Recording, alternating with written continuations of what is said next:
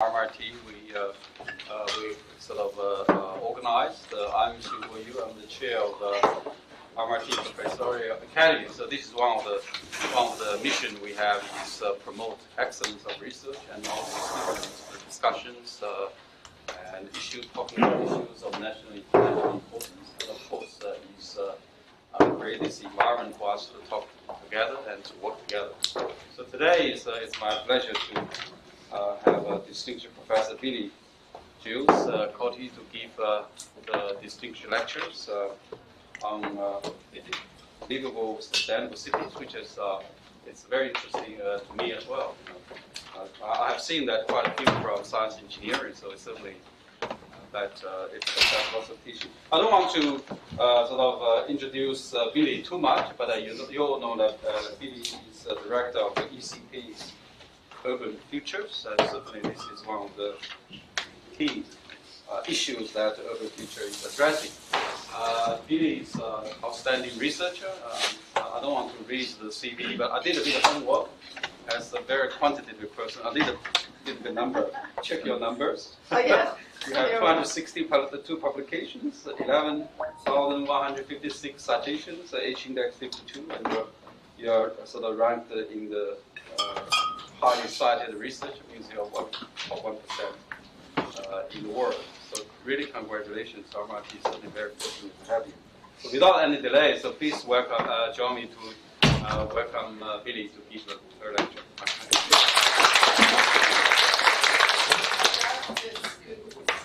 Google Scholar answering better. No, this is better. This is the Web of Science. Oh, okay. Anyway, so thanks so much for coming. I know how busy it is at this time of the year to fit in another lecture, but it's really nice to see you here, and thanks so much to Jean for a very nice introduction.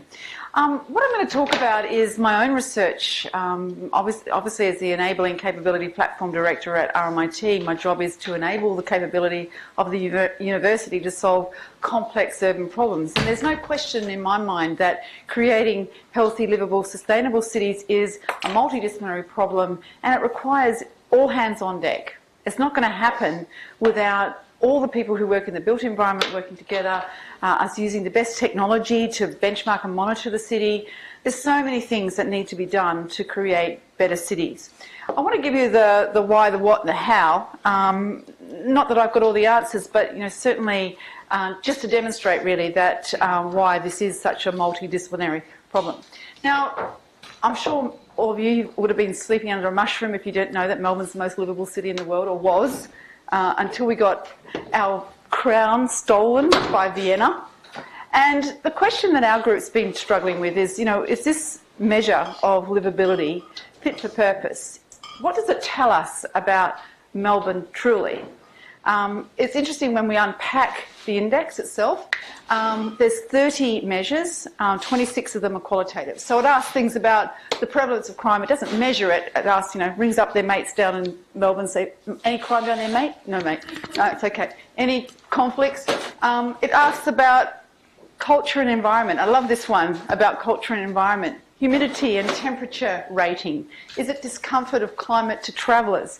And that's because this particular index is really for executives. When they're trying to decide what loading should they give an executive when they're relocating to a city, they use the Economist Intelligence Unit to decide what that loading will be. So if you're going to some countries, Africa, some African countries, you get a 20% loading, and when you come to Melbourne or any Australian city, no loading. So if you're an expat, going somewhere else is going to give you a better loading. It asks about education, and that's gives you insight sorts of people. Availability of private education, the quality of private education. So truly, if we're thinking about the livability of Melbourne, is this index fit for purpose? Now, in the health sector, we've been really thinking about the way we design cities and the impact on health in the probably last 15 years, quite seriously.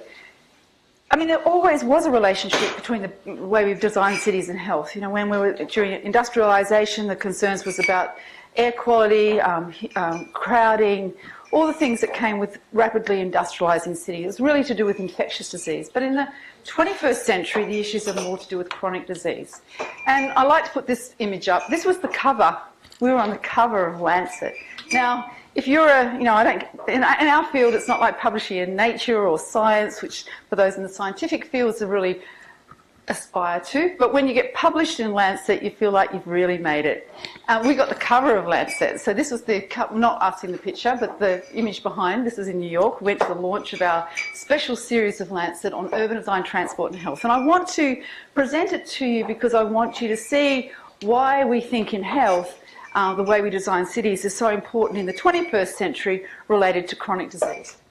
So I led the first paper, and Hannah Badlands in the audience, she was a co-author on the paper, and there was a number of people from across the world. So it was a multidisciplinary, multi-country endeavour. And what our job was to lay the foundation for this particular series, to look at, well, what does the evidence tell us about how city planning can affect population health, and to outline what the challenges were. Well, the obvious thing that's happening in cities, for the first time in human history since 2008, 50% of people are living in cities. It used to be, 10% of people in the 1900s, and now it's 50%.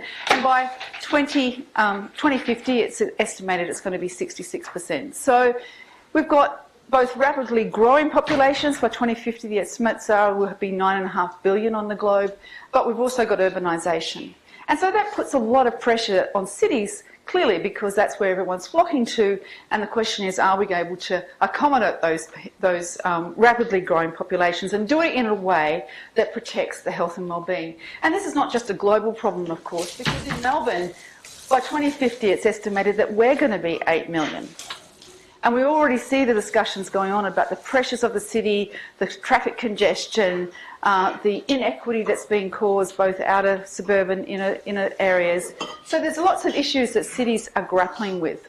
But from a health perspective, in addition to those, big picture, sustainability, managing population growth issues, there's a whole range of other issues in the 21st century that cities are going to need to deal with. The levels of chronic disease. Now, in a global perspective, that's really important, because what's happened, of course, is as countries have become more wealthy, they've also got the disease of wealth. So it used to be that in lower income countries they would be dealing with infectious disease, but now they're dealing with chronic disease, and often dealing with chronic disease with infectious disease at the same time. But the chronic diseases are very expensive, and it's putting a lot of pressure on the health system throughout the globe. So rising levels of chronic disease are a big issue for health systems across the globe. Rising levels of depression, and it could be that we're measuring it better. Maybe people have always been depressed, but there is growing concerns about the rising levels of depression. Road traffic injuries. This is the 8th leading cause of death and disability globally. And it's becoming a bigger issue, of course, again, through wealth of countries getting more and more vehicles. Air pollution. Air pollution, this is the biggest environmental hazard for health that we have. World Health Organization has come out and now has said this is a growing issue, and I've got a couple of slides on that later. As our cities become more urbanising, rising levels of noise, and noise is a huge issue in Europe. And as we have more people moving into the inner city, that will become a big issue. People feeling socially isolated, and that has a big impact on people's mental health. And when cities grow, people become more fearful. They constrain their behaviour. They're worried about going out, so they constrain both their physical behaviour, so being physically active, and also their social behaviour, and that has a big impact on both their physical and social and mental health. And this rising level of inequities, the haves and the have-nots. So we have cities now where we're having growing levels of inequity, and we see it even in a spatial way in Australia, with our outer suburban areas not having nearly as much as amenity as we have in the inner city. But health inequity is a major issue, and we ignore that at our peril, is the way I put it. We cannot ignore inequity, because when we have inequity, we have social disruption. So even if we're taking a selfish view rather than a more social view, rising levels of health inequity are a major issue. Now, this has been recognised globally, clearly. The United Nations Sustainable Development Goals really puts the role of city planning front and centre of some of its major goals.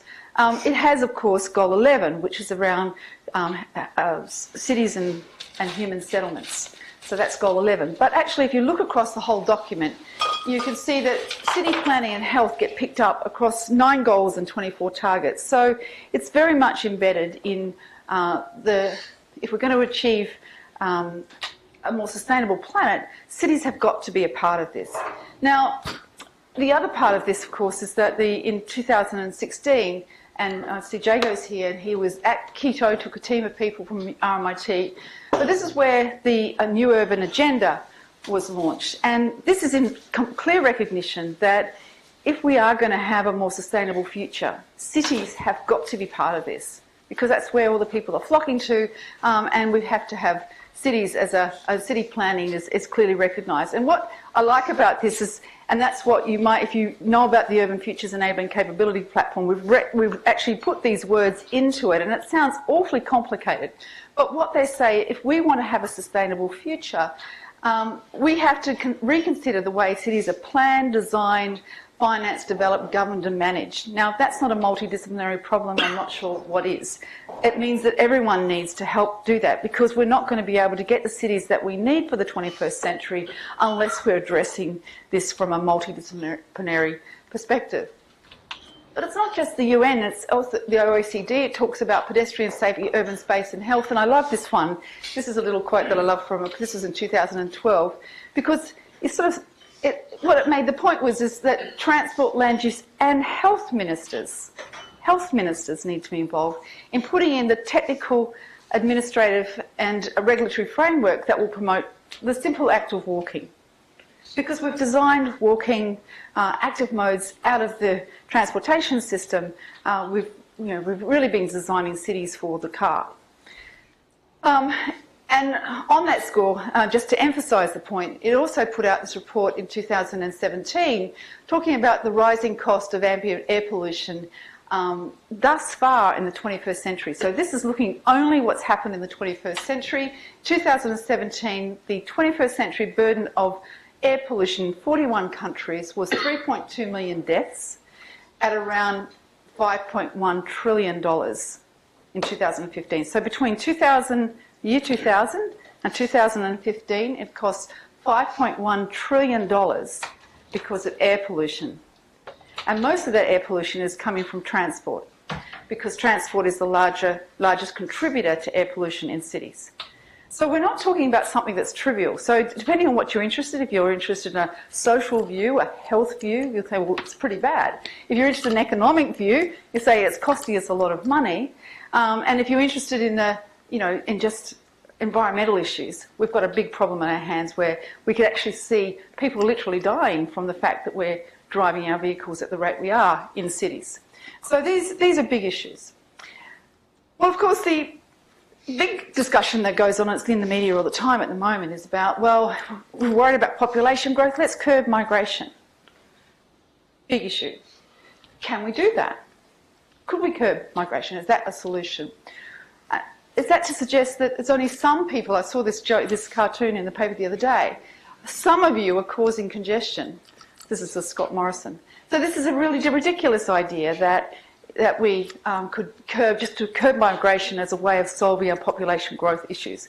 It's true that we have a lot of growth through population, through immigration. But actually, when we look at the detail of that, two things that emerge. One is that we only have 2.5% of our immigration is through humanitarian immigration. And I can't imagine that in the future we're not going to need to have more migration to deal with the humanitarian problems that we're dealing with globally. Social disruption from climate change and war, all sorts of problems that we see across the globe. I can't imagine that Australia is going to be able to avoid that in the future. But in addition to that, we have an ageing population. In Australia, just if we, again, taking a selfish view of this, this is the age, this is looking at a high growth scenario of what the average age of the population will be. So this is looking at Tasmania, even with a high growth scenario, so that's at the upper end, so having a lot of migration. Even then, we're seeing that we're getting up to the average age, or the median age being around almost 50, late 40s, by 2030. So, big issue. We've got an ageing population. And this is the, if we go for a low growth strategy. So we curb our immigration and we have low growth. And you can see this is the upper level here. I think I've got an arrow there. So this is really, if we go for the low growth by 2030, 2031, this is what the ages are going to be. So this, we're getting up to, here we're getting up to, again, almost 50 at a low growth strategy. If we go looking out to, sorry, that's in 2031, and then that's the other figure here is in 2061. We have got a major issue if we don't have immigration, because we have an ageing population, and we will, if we don't have a population growth and we're not having immigration, we're going to have an ageing population and many fewer people who are employed who can keep the economy going. So again, if we take a view, a selfish view, immigration is a really big part of what we need to have in our cities. The question is, how do we manage that growth, which is the major issue? Because we need to increase the number, we need to maintain the number of skilled workers and also the number of working age population. The other issue, of course, is that we could manage our growth rather than manage migration, manage our congestion. And I like this image. This is the image of the busy city. So some people talk to us about, well, what we should be doing with our vehicles is moving over to electric vehicles or autonomous vehicles. And I like this little image that appeared in Twitter the other day, because this is what it looks like when we've got cars. This is what it looks like when we've got electric cars. This is what it could look like if we have autonomous cars. And this is what it's going to look like if we have Uber. So depending on the decisions that we make in terms of our policy, the governance of our city, we could end up with all these scenarios regardless of the technology. It's really up to us as citizens and as researchers to look at, well, what's going to be the best way of governing this to actually use the technology to truly manage the city, but it's going to require governance. It's going to require, what are going to be the rules about, with autonomous vehicles coming, what will be the rules that we'll use? What will be the governance that we need to put in place to deliver a good outcome for cities? Because I'm pretty sure that the car manufacturers have probably got one thing in mind when they're thinking about autonomous vehicles, is all of us hopefully having our own car because there's a business model. So I just can't imagine that we're not going to need to manage this. So again, putting our minds to this to come up with the best possible solution for our cities. So we need to think about this in terms of, again, it's multidisciplinary, a technical solution, a policy solution, and social solutions. All of these need to be combined if we're going to produce the best result for our cities. And of course, I like this picture of Jack and Jill here. This is a Tesla image.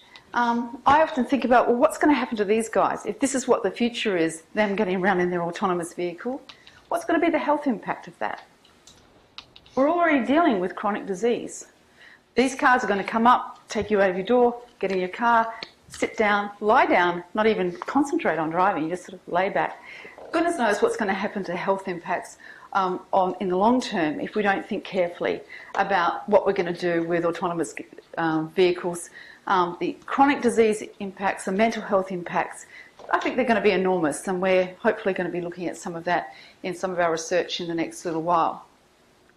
Now, none of these ideas are particularly new, actually. In 2011, there was a high-level meeting in the UN about how we're going to manage, I mentioned this big issue of rising levels of chronic disease, and they had a high-level meeting on the prevention and control of non-communicable diseases. And what they said, which I think was really important, is that unless we can manage chronic disease, we're going to undermine the social and economic growth of our economies, because the cost of actually fixing people up on when they're preventable diseases is so great. And of course what we're seeing, as I mentioned before, in developing countries, we're now seeing that infectious disease and chronic disease are actually crippling our hospitals. And what I like this report, because I like it when I'm talking to my policymaker colleagues, because what it said is that the health sector can't deal with this. The health sector is not going to be able to deal with these problems because it's all the other sectors outside of the health sector that create the conditions for good or poor health. So, for example, in the health sector, what we do generally is we either tell people what to do, eat a healthy diet, be physically active, don't smoke, or we patch people up when they're sick. So if they don't follow that advice, we put them in hospital and we help them get well, or we look after them when they're sick. It's really all the other sectors that create the opportunities, the conditions for good health. And that's really what this is saying. It said that if we're going to really solve this problem, we need to have the engagement of all sectors of society and to generate an effective response. And it needs to be multidisciplinary and multi-sector. So you may not think this in your own jobs or your own future or your own research, that the decisions that you make will have a health impact. But they may well be likely to. And it's a new way of thinking that it's all the other sectors that will actually create the conditions whether people have healthy lives or unhealthy lives. And this is important because we've got, as I mentioned, the growing levels of inequity. And in this report that came out by the World Health Organization, what it suggested is because of the importance of these, what we call social determinants of health, we need to be putting health and health equity at the heart of our city governance. We need to be thinking about what will be the unintended health impact of the decisions that we make, autonomous vehicles being one. I'm very keen that we start to think right now, not just of the technical solution, but what will be the social solution to produce, it's not saying just don't have it, let's do it in a way that's going to produce an outcome that we can all be proud of, because on our watch, we're going to create cities that will either promote good health and well-being and good mental health or not.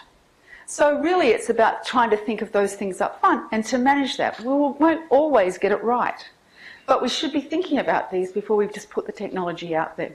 And what the World Health Organization is that to close the gap, to reduce inequity, we need to be thinking about placing health and health equity at the heart of all of our city planning decisions. And this was reinforced in their Shanghai Declaration when they were talking about the Sustainable Development Goals. They sort of reaffirmed, for decades now, the World Health Organization has been talking about cities as a really critical setting for health. And they sort of affirmed this, but they said, and I think it's a really good quote, that health should be one of the most effective markers of any city's successful sustainable development, should be the health and well-being of the people who live in those cities. And if we can't get that right, well, we're not really doing effective sustainable development. Now, I mentioned that I sort of framed this around the paper that we did for the Lancet series. Now, the Lancet was interesting because one of the solutions, and just one of the solutions about better cities, is to really foster the alternative to driving, walking, cycling, public transport use, and that's what we focused our paper on. But what was interesting about the Lancet, which is very conservative, if you like, it's a medical journal and tends to be, you've got to do everything right. They said, we want you to go outside the bounds. We want you not just to write a completely academic, well, it was an academic paper, but they said, we want you to push the boundaries. We want you to give us a sense, not just of what the problem is, but how we're going to fix it. Which really pushed us to actually think through bringing all of our research together, bringing together these multidisciplinary teams to think of it. And what we said was that we needed to have 8 integrated planning and transport interventions. I want to talk you through those. So first of all, we built on the work of the transportation planners and urban planners, Reid Ewing and Bob Severo. And they've come up with the notion of the 5 Ds about how we should be designing cities to promote health and well-being. Now, we separated those out. We actually came up with the 8 Ds. You like to improve on whatever everyone else has done and to make a little bit of your own. But we think it made sense what we proposed, because what we said is that if we want to build better cities, and to be honest, in the health sector, what we've tended to do is to focus on the local urban design. We said, yeah, you need to do the local urban design. Think about the design of the street networks, the density, the levels of density that optimise health, how close transit is, the diversity of housing, and how desirable it is it attractive, is it, do people feel fearful because of crime, is it got trees and canopy, and, is it, can people walk and feel safe? But in addition to that, we needed to be thinking about regional planning. How are people going to get to jobs? What's the quality of the transportation system, the public transportation system that will get people to employment? Where is the employment? Is it all in the centre of the city, or is it spread throughout the city? So the distribution of employment. What's the demand management? I guess I've been alluding to this a little bit with the comments about autonomous vehicles, but how are we going to manage the demand? Is it just free that people just do what they like, or is there congestion charging, or is there high-cost parking that sort of discourages people? Is there low-cost public transport that means that people are more attracted to public transport? These are all sort of demand management strategies, and again, that requires the behavioural scientists to be involved in those sorts of decision making. What we said was this is a package of activities that need to go on, not just one, but the combination of things that need to create a better city.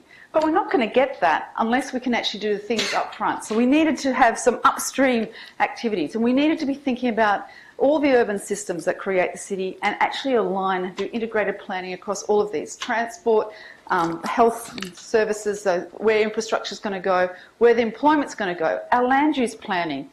If any of you are from engineering, you probably don't talk to the planners. The engineers and the planners don't talk together. I saw we had someone visiting from Finland. She's got one of the first programs where they bring land use and transport planning together. Oh, heaven, that's really great. We should be doing that at RMIT. Something for us to think about. So all these systems need to be integrated if we're going to produce a good outcome, because together they produce the interventions that create the city, which affect our transportation mode choices, our daily living outcomes, what we have access to in terms of employment, food, services, demand for the different modes of transport, but in particular our transportation mode choices, whether we walk, whether we cycle, whether we use public transport, whether we drive. Now, why are these important from a health point of view? Well, we argue that there's 8 exposures, that these 8 interventions influence 8 risk exposures for health. The amount of traffic there is, the air quality, noise, the social, whether people feel socially isolated, the crime that people experience, and then these behavioural factors, whether people are inactive in their choice, do they drive, do they sit, or whether they have access to healthy food. These are all behavioural risk factors, these are the social risk factors, and these are the environmental ones. Now, they're important because they affect our health. So, for example, traffic, the obvious one, it affects traffic incidents and it affects road trauma, which obviously it can have a detrimental impact on health. But traffic's also important because of the impact on air quality. And air quality affects greenhouse gas emissions, particulate, climate change, and it also has a number of health impacts that are caused by air quality. Respiratory disease, heat stress, infectious disease, mental illness, all of these are impacted on by the quality of the air. But traffic's also important because of noise. Noise, together with social isolation, impacts on mental ill health. And then if people feel personally unsafe, they constrain their behaviour, and that affects their social isolation. And together with all the sort of chronic disease risk factors, that impacts on our chronic disease and ultimately our weight, overweight, and then of course our overall health and well-being. So it's a system. I've implied it's a linear system. It's not a linear system, but we've just presented it that way. But we're trying to make the point that the decisions we make around cities, the integration of our policies impact on the health and well-being of people down the track. And if we want to do something about our chronic disease and our health and well-being, we need to be doing things upstream to create the conditions for good health. Now, what we've argued is that if we're going to achieve that, we need integrated governance across a city. So, and in the past, we haven't done this particularly well. We need integrated governance around transport and land use, employment, housing, all the sort of social infrastructure, public open space and safety. We need all these policies to be working together, which is why what's great with the ECP, we're trying to get multidisciplinary teams to solve these complex problems. We won't solve them unless different disciplines are working together. Now, we've argued in our work, and Hannah's here, she's been leading a lot of this work, is that the reason why we need these 8 integrated systems is because that's what's required to create a livable city. And we've defined a livable city, and it's an inclusive definition, not like the Economist Intelligence Unit. We've said that a livable city is one that's safe and socially cohesive and inclusive. It has to be environmentally sustainable. We can't continue just to build our cities the way we are. They're not environmentally sustainable. Of course, we have to have affordable housing. But it's no point just providing that affordable housing on the fringe of cities if it's not linked by public transport, walking and cycling infrastructure to all the things that you need for daily living. Access to employment, access to shops and services, access to public open space, recreation opportunities. These are all the things that we need for daily living. So just putting out affordable housing on the fringe of our cities is not actually solving our problems. It's putting more people on roads, it's enhancing inequity, it's meaning that people are living there without all the things that they need for daily living. The question is, how do we achieve that? So to encourage active transport and achieve the new agenda, new urban agenda, what we've argued is that we need 8 integrated urban policies, because they're needed to create the 8 urban transport planning and transport interventions, and they are important because they affect 8 city-related risk exposures. Now, we didn't actually come up with the 8, it just worked out that way, but that was beautifully done. I thought we were very clever in coming up with that plan. It just worked out that way. But that's going to require integrated governance. Now, the second part, what I'm going to talk about is, well, how do we work with this? And in our own research, what we came up with the notion is, if you want to achieve this, what gets measured will get done, and that we needed to be measuring. So we've been mapping walkability, and we've been using walkability, using geographic information systems to create measures of the built environment for decades. But we've never really given it back to anyone. We've never given it to our policymaker colleagues, or we've never made it public. We just kept it on our computers. But now what we're doing is starting to visualise it and give it out. So this is our map of Melbourne, and you can see that in the inner Melbourne, of course, it's very livable, it's very nice and walkable. But when you've got any yellow out to red, that's where you start to get people driving. And in fact, pretty much anything that is yellow to red, people only drive. There's no other choices. So what we said in our Lancet series, is that cities needed to really be collecting information about their legislation and policies, the government investment in different types of transport, all the interventions, and then all the outcomes to be able to monitor that. Now, we've been doing some of that work here in Melbourne, and I wanted to share that with you. This is a large number of people, many of them in the audience now, who've contributed to this research, and we've had funding from a number of different sources, from a Centre for Research Excellence, which is finishing this Thursday, to the Australian Prevention Partnership Centre and the Clean Air and Urban Landscape. They've all contributed funding to fund the research that I'm going to present. We've done lots of testing out of all the different measures. So everything that I'm presenting here, Hannah's led this work for our CRE. We've got a lot of papers behind this. So this has not been, we haven't thought of this yesterday. This has been a long series of work because we wanted to test out, because public health tends to be very evidence-based, we wanted to test out all the indicators. Do these indicators, policy-relevant indicators of the built environment, do they promote health? So we've been testing those out. And we've used those in a report that we've done nationally, so the Creating Livable Cities report, which was published in 2017. This work was led by Jonathan Arundel.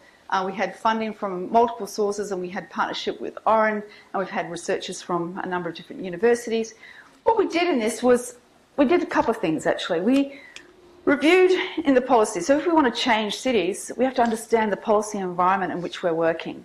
So what we did first of all, we reviewed all the evidence around all the policies in the 4 states, WA, Victoria, New South Wales and Queensland, and we wanted to create indicators of the implementation of policy and to assess the level of policy implementation, to give us a sense of, do we have the policy frameworks in place to deliver better cities, and to whom are those policies being delivered? So that was the first part.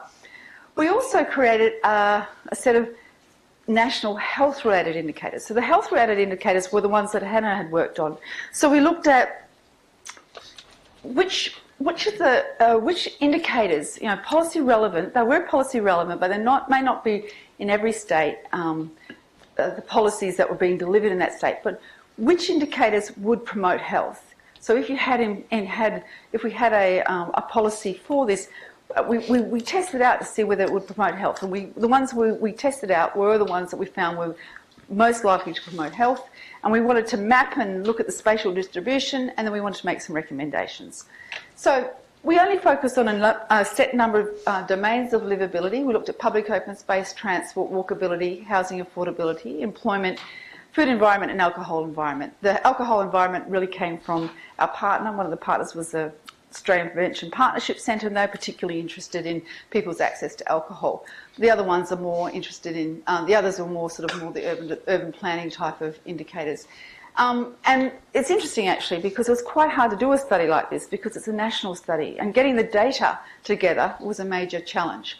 So just to give you a sense of the sorts of things we're looking at. So for example, in Victoria, the Victorian transport policy is that Melbourne, so 95% of people should live within 400 metres of a bus stop, 800 metres of a train stop, or 600 metres of a tram stop. And what we have here is the map showing that sort of level of access. So this is all the residential areas where they're achieving this. So the darker the colour, particularly dark in the inner Melbourne, the more likely you have this sort of level of access. And on the outer suburban areas, you'll see, you know, much lower, lighter colours, and that's because they have less access to public transport. And then we looked at what suburbs are actually achieving the policy. Well, the policy was that 95% of houses should be within this level of access to public transport. And this is only where you really get everyone in the area. So it's only in the inner city, really, that we find that most people have access, this level of access. So there's this gap between the policy and who's actually being delivered. So there's inequities in terms of the delivery of the policy. We also found, looking across the country, very differing levels of policy ambition. So this is a really interesting one from Perth. Perth's policy is much more modest. Its policy is that 60% of dwellings, not like Melbourne, 95%, should be within 400 metres of a bus stop, a public transport stop. And it looks pretty good because this is the sort of level of access. So this is the number of suburbs that actually meet that policy. 60% of dwellings eat that. So you think, well, that looks pretty good, right? Look at Sydney. Sydney's policy is that 100% of dwellings should be within 400 metres of a bus stop or 800 metres of a train stop. But there should be a service every 30 minutes. Much better policy, not very well delivered. This is the only suburbs. 2% of suburbs have that sort of level of access. So very interesting but what we argued in the report was actually it's better to have better policy and not be delivering than the modest one. Perth's just sitting on its laurels thinking, oh, this is pretty good. What we then did was we compared a common metric, which was our health-related indicator, that how many people live within 400 metres of a bus stop with a service every 30 minutes. So we can compare apples with apples. And this is Perth. So here it looked really fabulous. This is Perth. So this is the only suburbs where you've got most people have that sort of level of access, so really only in the inner city. Sydney has got many more areas where there's that level of access, nothing out in the west, but certainly in the, closer to the city, not doing too badly. In fact, about 35%, 36%. So interesting differences. So comparing apples and apples was really important. And this is what we did. We did this across all of the cities. And so you see it's actually only Sydney, Melbourne and Adelaide all have around 35% of people have that sort of level of access. And in the other places, Brisbane, very poor, 12% of people meet that sort of level of access. Perth not doing very well, none of the other cities. So quite interesting differences in terms of when you compare cities on a common metric. We also compared them on things like walkability, and you find the same similar sort of pattern. So if you live in the inner city, you're doing pretty well, same as in Perth. Brisbane, not doing too bad. All out in the fringe, very bad, of course, and all the cities are the same. Sydney, and smaller cities are not doing so well either. So what we're finding is that, that the policies are being delivered in the inner cities, but again, this idea of inequity. And so if you're thinking about inequity in terms of our outer suburban areas, people can't walk anywhere. They don't have any public transport. It's really a quite inequitable situation. We wanted to try and unpack that. Why is that the case? And part of the reason is because our policies, again we're doing policy analysis, is that the densities are so low. That's our policies. We actually build our cities at very low density. Our policies for most Australian cities is on the fringe of cities only to build at 15 dwellings per hectare, which is very low. And even when we look at where is that policy, which is very modest, being delivered, we find it's only really in the inner cities that that's even being delivered. The places where it's walkable, the places where there's public transport, that's where we're getting, even achieving that low density, 15 dwellings. We've got a big problem with our policy ambition. When we looked at this, this is work that's done by Lucy Gunn and Claire Boulonge. Claire looked at particularly what sort of levels of density do we need to be able to encourage walking, cycling, public transport use and to reduce driving. And we find that people are 2.5 times more likely to walk, 5.6 times more likely to cycle, 3 times more likely to use public transport, half as likely to drive if we get up to at least 20 to 29 dwellings per hectare. So density is really critical, and yet we're still building at such low densities on the fringe. I've sort of emphasised the idea that in our liveability index, you know, a livable city has got to be a sustainable city, and we're certainly not doing well in that regard. This is the ecological footprint. This was work done by Peter Newton, looking at the ecological footprint along the bottom, and then on the other axis we're looking at the liveability index. So this is going back to the Economist Intelligence Unit. This is Melbourne and Sydney, so we're highly livable, so really up high score for livability, but a very high ecological footprint. And I mentioned that we'd just been knocked off by Vienna. It's got about almost half the ecological footprint because of the way the city is designed and because of the public transport system. It fosters walking and cycling. And so a lot of the European cities, including London, Paris, are much lower than in terms of ecological footprint than what we enjoy here in Australia. So a big issue. So we have a way to go. There's many things that make our city livable, but we're not going to achieve the outcomes that we would really desire because we have a long way to go. And we've recommended a number of things. First of all, we said that we needed to have more evidence-informed policy, that we're all the time creating more evidence. We could be doing much better policy making if we use the evidence to inform our policies.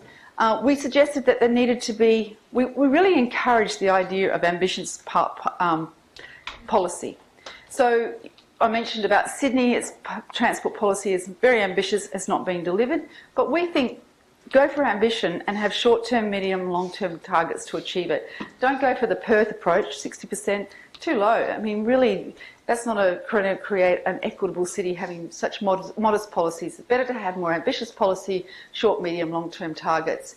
We've suggested that the spatial indicators are useful because that it tells us to whom are the policies being delivered and to whom are they being delivered to.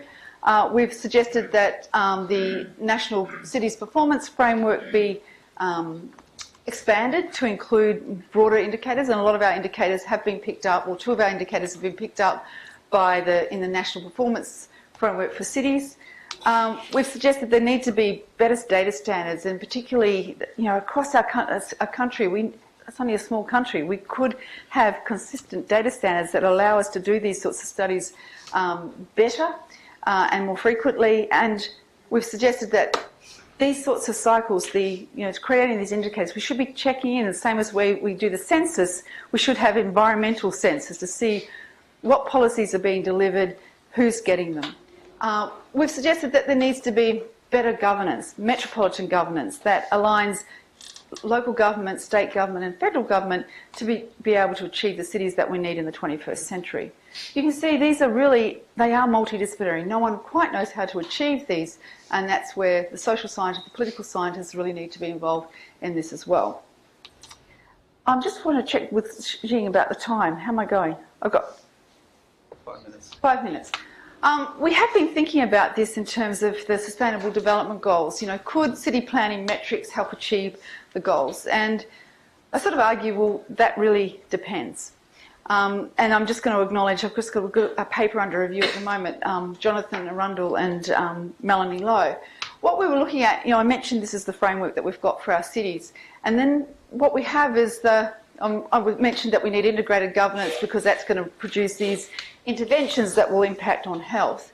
And what I did was we've gone through and I looked at the Sustainable Development Goals, and what's happened is that the UN has now approved a global indicator framework with the idea that this will help achieve the goals. And what we did was we mapped them against our framework. And what we found was that there's a lot of indicators, you know, air pollution, personal safety, mental illness, these sorts of things, but not so much focus on the upstream. So how are we going to improve air pollution if we don't have any investments in transport, if we don't have any policies around air quality.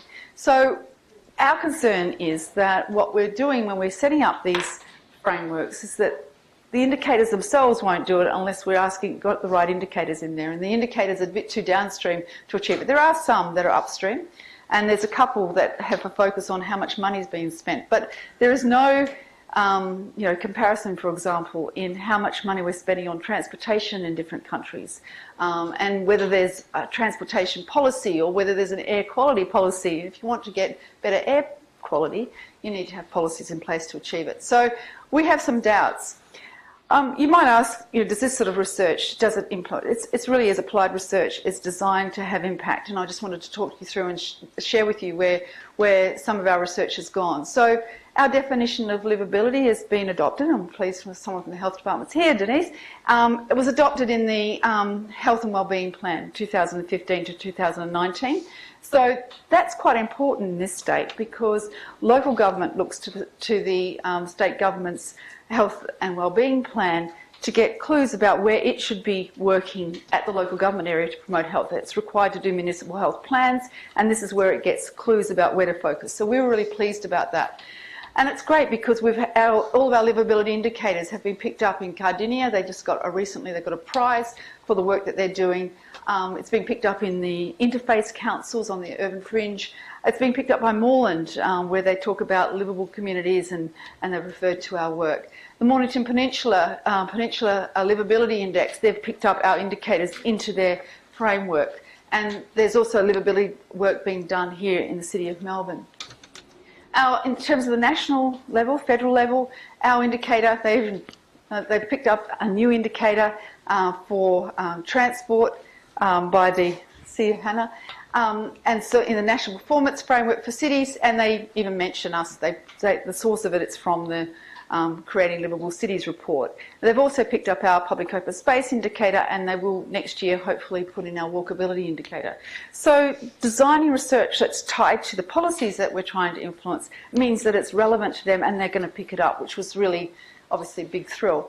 We've been putting out our scorecards for cities, and this has created a lot of discussion. I've just been up in Brisbane last week for our final meeting of our Centre for Research Excellence and met with Treasury because they're very interested in the work we've been doing, and we've got a scorecard for Brisbane that we just put out. So again, tying it to their interests, the government's interests, it's much more likely to get picked up.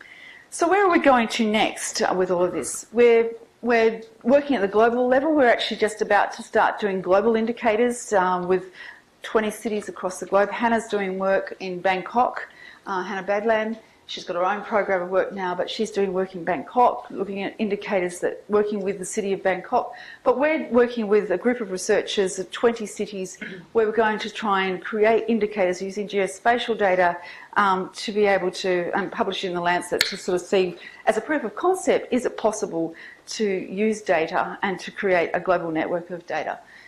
We're focusing on child development through to ageing. So most of our work has been done with adults, but Karen Villanueva in our group, she's been looking at child development and livability and what it's like for families living in communities. But we're also doing work with older adults, so over 45s in, not that that's that old, but in Brisbane. Lucy Gunn's looking at, we've been trying to work out thresholds, and I mentioned some of the thresholds work in terms of walking, but we're also looking at thresholds for green space. How much green space do we need to optimise our health? What's the size? What's the quality? That sort of area. Lucy Gunn is also looking at economics. We're trying to work out now the economic evaluation to be able to work out what makes it worthwhile from an economic perspective, and we've certainly got some nice data on that. Claire Boulonge is looking at using planning support tools to help planners to make better decision making when they're building their cities, and we're moving into agent-based modelling. We're going to model the city, which is really exciting. This is work being led by Jonathan Arundel and Claire Boulonge. And then we're also going to be testing out, this is Lucy Gunn, she's going to be looking at, well, what will be the health impact of our decisions that we make around the autonomous vehicles? There's been a model that's been developed by Infrastructure Victoria looking at different ways that we could go with autonomous vehicles. We want to look at the health impact of that, and then we can do the economic evaluation of the decisions that we make. And I think this is really critical, is that we need to be thinking up front about our decisions before we just go off and do it and then think, oopsie, we've got a big expense here and a big impact on the community. The other area that we're not doing, but this is an area that this is Paula Hooper, one of my former PhD students, but we're thinking about the leaky pipe. You know, we have policy and we don't implement it fully. The question is why? You know, where does the leakage occur? So here's the policy principle, here's what ends up on the ground, but at each stage of the review process goes to local government, it goes back to the developers, it's reviewed by government. Why doesn't it get delivered? We call it the leaky or the block pipe. We want to sort of work out why does this leakage occur, and that's a really interesting question for us. We're creating an urban observatory of all our data, so we want to be able to give this back to the community so they can actually make a difference and use the data. So we don't want the computer data just sitting on our computers, so our urban observatory we're going to be opening next year. This is what it looks like. We'll be able to zoom in and go in to look at areas, and we'll give people metrics. If an area is not looking very good, they can go in and work out why. Local government likes this because they can go and work out in their area what do they need to do to improve it. And of course, through the Urban Futures Enabling Capability platform, we've been doing some work. We want to bring together evidence and give it to government, so we want to make a difference. And it's been terrific. We've been doing some policy briefs in time for the election. We put up one on liveability, active transport, nature-based solutions. This was done by Sarah Beckersey and the urban greening team. But we've got other ones as well. We've got a whole bunch on transport that were done by the Transport Network, and we've done another one on water, which was done by Gia Thiessen in engineering. So, and then there was another one on autonomous vehicles and the new mobility by Sajiva Satangi in engineering. So through the Urban Futures, we want to be able to give out timely advice to government. Jago, through policy at RMIT, has been leading this work. But this is the sort of thing that we want to do because we want to have impact. So I'm going to stop there. I've got to my conclusion. Okay, so this is the why. The why. Land use and transport policies have a major impact on NCDs and health.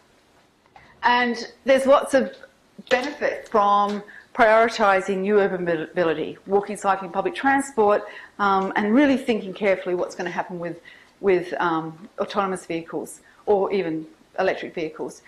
No one solution is going to solve this. These are all multidisciplinary problems, and it really needs to have teams of people working on to solve them. And we've recommended a number of 8 integrated interventions, and we need to be thinking about, if we want to ensure that we're going to have a healthy, more sustainable future, it does require integrated planning across all the urban systems, and we think that the upstream indicators will actually help us sharpen our attention to see what are we delivering, who are we delivering it to, and are we producing the sort of cities that really will be healthy and more sustainable into the future. So thank you. All right. Thank you very much.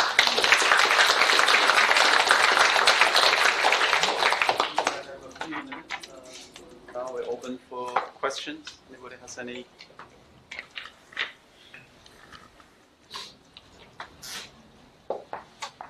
So I might just start.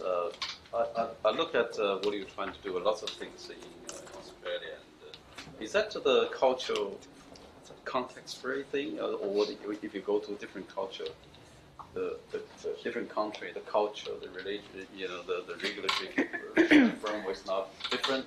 Is that approach applicable?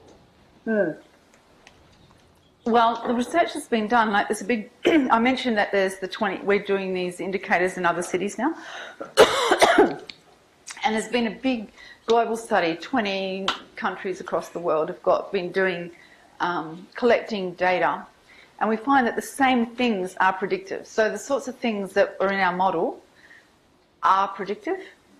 So the density, the access to transit, all those things.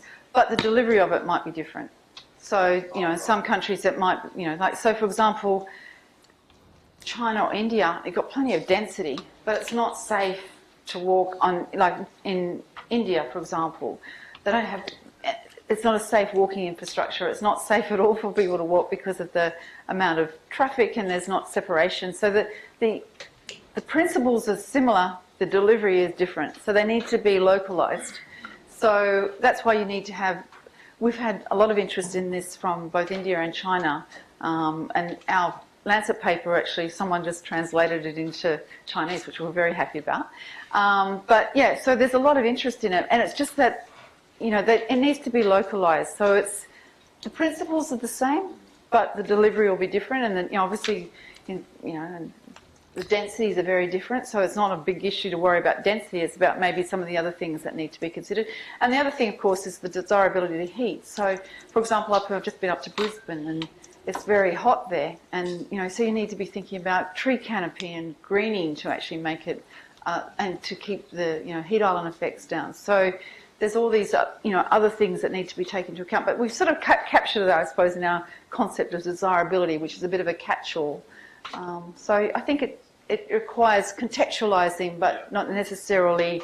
It's not human behaviour is the same. It's just that it needs to be the environments will be different, and they need to be contextualised. All right. Okay. So do we have any? Margaret.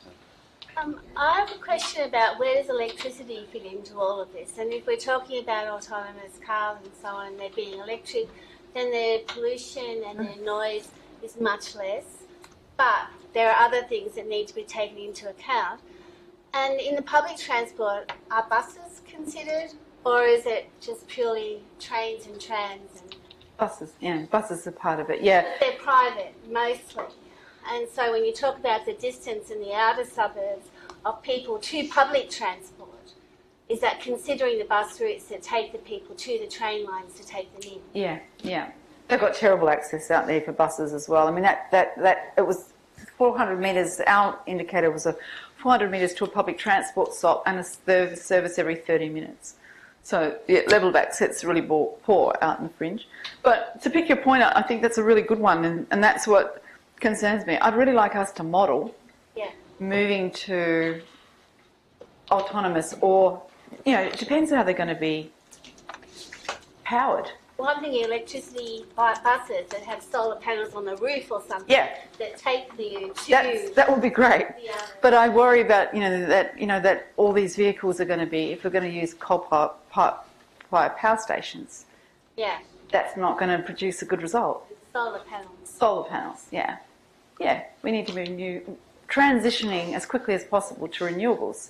And see, when I think about the autonomous vehicle, it could be really great if they were shared vehicles and, we had fewer vehicles. And I know we talk about that, but there's lots of places in the world that are thinking about a values-free way of thinking about autonomous vehicles. And a values-free way means that everyone will just be able to do what they want. If we are going to head down to a bit of a nightmare, drones, it'll be drones, it'll be autonomous vehicles. It could actually be bad. And I think, on our watch, this is going to happen. And I think we have to ask ourselves the question, what's going to produce the best result for society?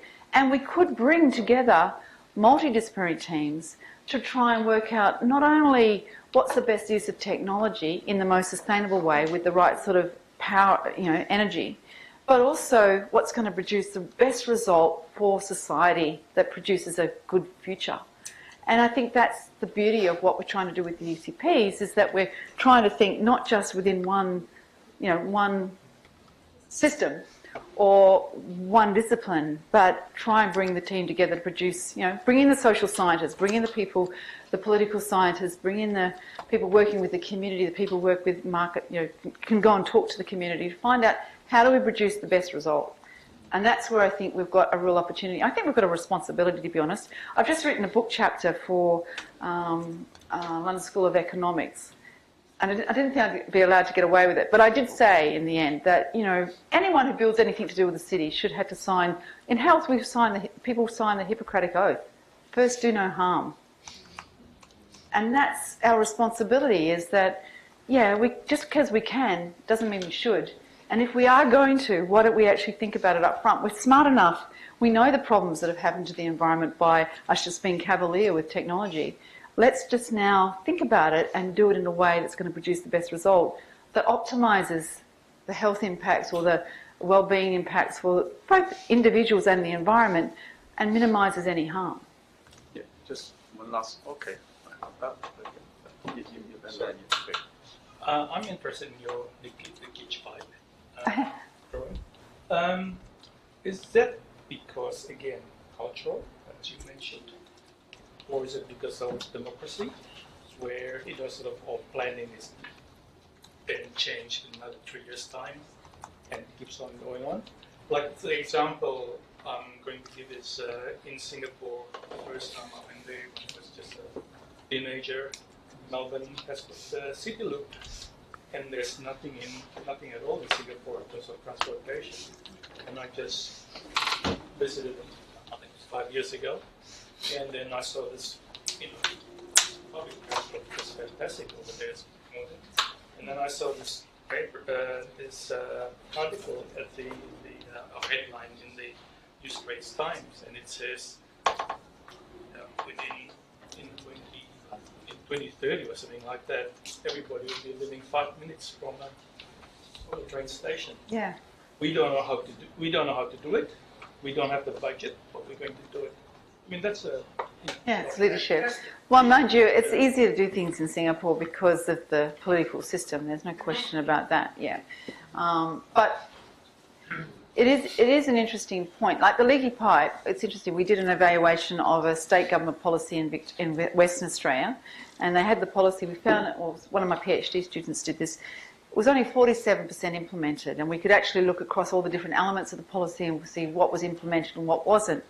But it wasn't that the policy didn't work. The policy was fine. The policy, for every 10% increase in the policy, the odds of people walking increased by 53%, sense of community improved by 22%, mental health by 11%, and being a victim of crime decreased by 40%. So the levers were right. It was the implementation that was the problem. And that's why we're sort of curious about the leaky pipe. Is it that when, the different jurisdictions do their policy making in different ways, but in Western Australia, the state government, its responsibility was to review all the master plans. Now, did they say, oh, well, that's okay, we're going to let that go? And so the leakage occur at that stage where they let things go that weren't right? Or was it when it went back to local government who had to implement it? Was it them saying, oh, well, we'll let that go, and then it got that? Or was it when the developer took it and then the developer just didn't deliver what the developer was meant to deliver? So that's why it's interesting. But you're right that in some jurisdictions we could have many more opportunities. I guess that's the sort of conversations that we need to have as a community. We do require leadership. But I also think we need leadership in the university as well. The university has a responsibility to really be thinking about this thing and being role models and leaders and saying, I really think that in our university, what I'd like us to be seeing as ethical innovators, that we're not just putting things out there, but putting things that we've really put, that multidisciplinary view on it, and we produce products and policies or, technology that has really been thought through, that this is going to produce a really good outcome. And we will get it wrong sometimes. I'm not saying that, we're going to be perfect, but it'd be really nice if we were thinking about it. I think that's what the promise of the UCP is about, is that it does provide people with those opportunities to look at things in a different way. And to give, the other thing is that we're putting in a big CRC, Urban Futures CRC, Future Cities CRC. And what's great about that is the program I'm leading is around citizen-centric solutions, actually asking the community, because I must admit that that's one area that I haven't been strong in, but community engagement. How do we get the community engaged? And community is often wiser than we think. So I think we could be involving the community in co-designing the products and actually getting their social license to put out products that both industry and government will have more confidence in. So, I don't know. Maybe it's pie in the sky. Yes. I think we can do it. Yeah. Just one last quick question. Just remember you are between us and the freshmen. Yeah, quick. Short answer. There's a scorecard, right? So how do you weigh all those indicators differently, and then how measurable and reliable and transparent it is, because there are so many liveability indexes and they all have different scales, which is not so transparent like this. It's very transparent. We've got there's two types of indicators that we have. One's around policy, and that was for the city. So Perth's policies, and that was the other thing that we found. Every city has different policies. Like in Australia, it's hard to imagine why you would do that. but we have different policies in Perth, Melbourne, Sydney, and Brisbane, all different policies. So we measured and reflected back to them what was being delivered. For every residential parcel in every capital city, by the end of the year we'll have it for the 21 cities that are in the National Performance Framework. So the indicators are at the parcel level. So we can look at your home and say, what do you have access to in terms of these things? We haven't weighted them, and that's a very good point. We've created an index, but we didn't weight them. We sort of weighted them in a way because we've unpacked some of the indicators. So we've put in all the different types of destinations, which means that you weight it just because you've got more indicators in there. But if you're into those sorts of things, we would love to talk to you, and we'd really like to try and do that. So if you're a mathematician, come and speak to us, because we'd love to work with you, because that's something that we'd love to be able to do. I think there's so much more work we could be doing with these things. So, the sky's the limit. And with our urban observatory, we're going to make it, it's a university-wide, it's going to be for the community, but we're also creating a research platform so that people can come within and work on those data sets. So if that's your thing about measurement, we'd love to talk to you. All right, so that's, please join me to thank Billy for the excellent talk. If I don't see you,